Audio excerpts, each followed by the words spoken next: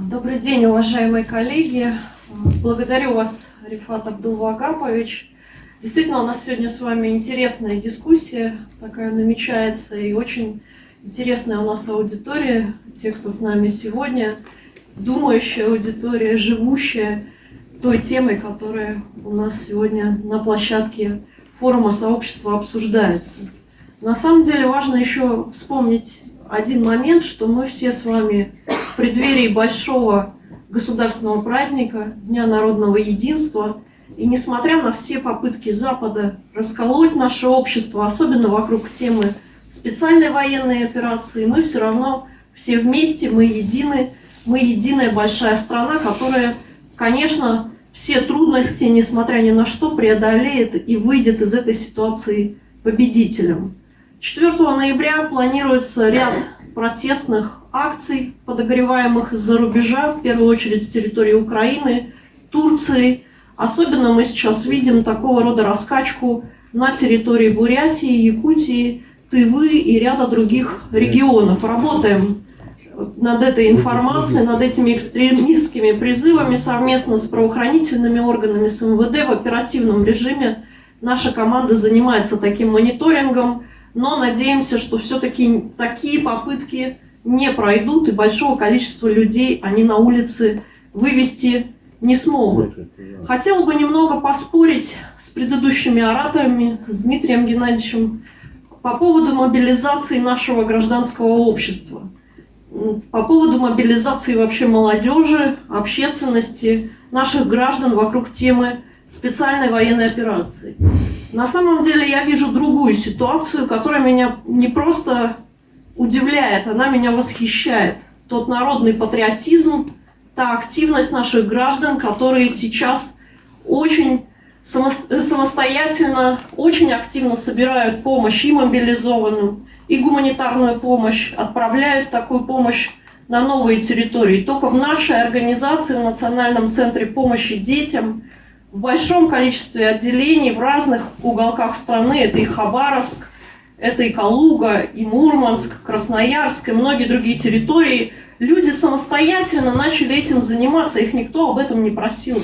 Их никто не просил собирать там термобелье, носки, варежки для мобилизованных, продукты питания там, и другую помощь. Они сами начали этим заниматься, люди этим горят, они просто... Невозможно их активность остановить, она не имеет никаких границ. Люди сами у нас в организации поехали в Крыму встречать тех людей, которые прибывают из Херсонской области в Джанкой. У нас работает бесконечно обновляемая бригада волонтеров. Люди по ночам это делают. То же самое происходит в Анапе, в Краснодарском крае. И это в основном молодежь. И это, конечно, не может не радовать. Конечно, с этим нужно работать. И с молодежью нужно разговаривать. Когда с ними разговариваешь, к ним приходишь и в вузы, и в школы с различными уроками, лекциями. Мы много такой работой занимаемся. Они все видят, они все чувствуют, они идут на помощь. И это, конечно, колоссальный такой патриотический порыв, который мы видим, к сожалению.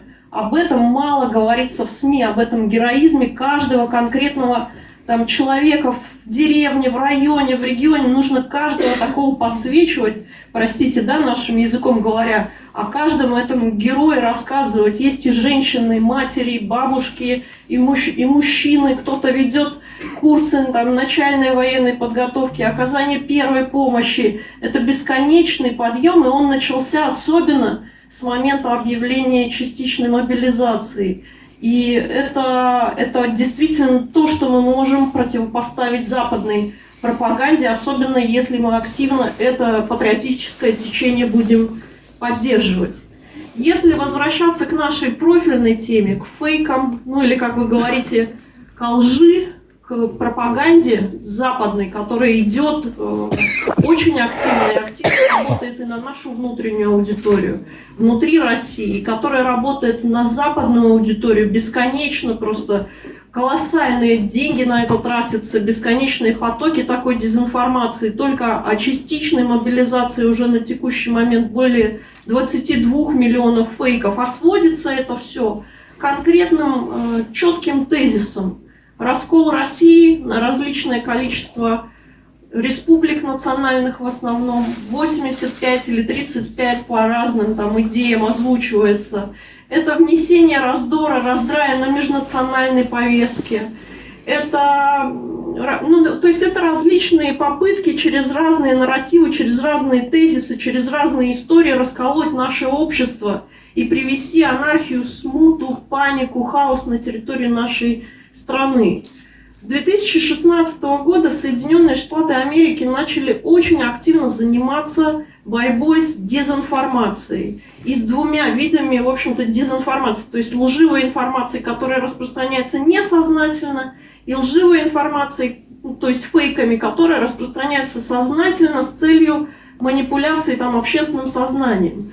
Они неоднократно заявляли о неком якобы российском вмешательстве в выборы 2016 года.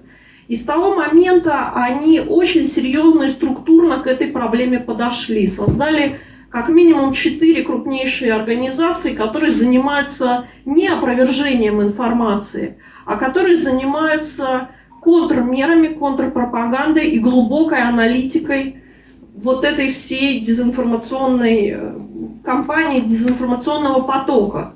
Россия на текущий момент, несмотря на то, что последние где-то, наверное, Сан Саныч не даст соврать, 4-5 лет мы постоянно на всех площадках говорим о том, что нужно системно и серьезно этим процессом заниматься, и нельзя к этому легкомысленно относиться. Россия пока не приняла никаких серьезных системных мер по борьбе с такого рода дезинформацией. Не хватает системности, не хватает координации всех усилий. Каждая организация работает в своем направлении, в своем профиле. МВД занимается своей темой, Генеральная прокуратура своей, Роскомнадзор, понятно, блокировкой, Минцифры тоже что-то делает, есть оно диалог, есть там ряд других, есть наша организация, есть большой общественный запрос на борьбу с такой лживой информацией, то есть большое количество граждан, которые постоянно обращаются в органы власти, чтобы какую-то антироссийскую пропаганду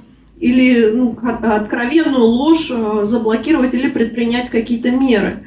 Но системности, координации этих усилий до сих пор мы не видим. И, конечно, необходимо создавать единую структуру на государственном уровне, а может быть несколько структур, которые бы занимались этой темой.